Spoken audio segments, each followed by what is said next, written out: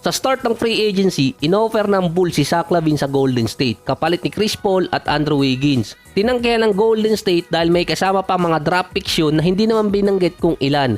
Pero ang isa pa dun kasi susubok din ang Warriors sa sign and trade para dito kay Paul George. Winave din ng Golden State ang kontrata ni CP3 at lumipat naman ng San Antonio para sa $11 million para sa isang taon. Ito pa yung nakakalimutan ko dati nung trade deadline kasi nung nakaraan season pinag-usapan din to na makakaapekto talaga sa mga trades, yung tax.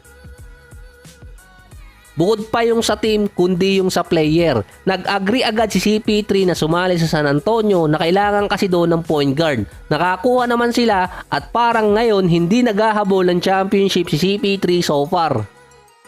Si Kentavious Caldwell-Pope lumipat ng Orlando Magic. Akala ko Dallas mapupunta to, hindi pala. Tiningnan ko din yung report kanina, mukhang meron atang matatampering ulit. Ang Denver Nuggets nag-offer ng $66 million sa loob ng 3 taon. Ang Orlando Magic, same offer din ang binigay kay KCP.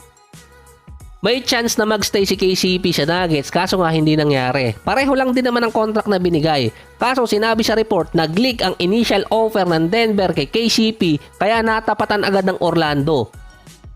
Bukod pa daw nakipag-usap muna din si KCP sa Sixers. Parehas din sa isyon. Ang tiningnan na lang kung bakit mas pinili ni KCP ang Orlando Magic na pareho lang din naman ang inoffer ng Denver Nuggets kung saan contender pa yung Denver ay dahil yun sa tax. Ang Texas at Florida yung dalawang state na may maluwag sa tax lalo na sa income tax.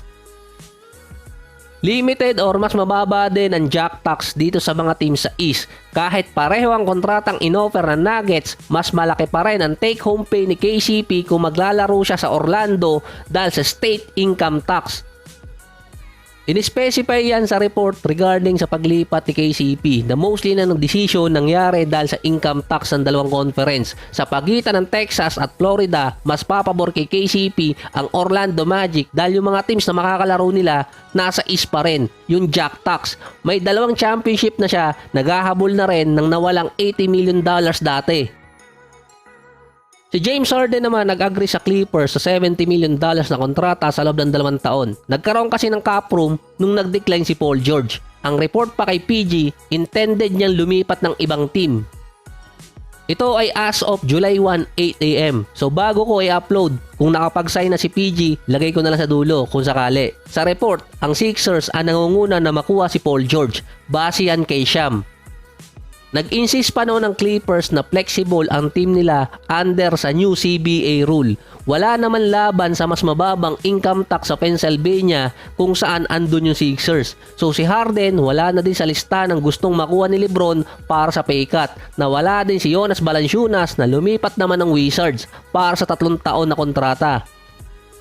Ang Suns naman nakuha si Mason Plumlee. At least na-upgrade yung kanilang frontcourt dahil umalis yung isa nilang big man doon, si Eubanks. Ang Dallas naman na-assign si Najee Marshall sa loob ng 3 taong kontrata. Another role player para sa Mavericks. Ang naalala ko lang kay Marshall, siya yung nakaaway ni Butler.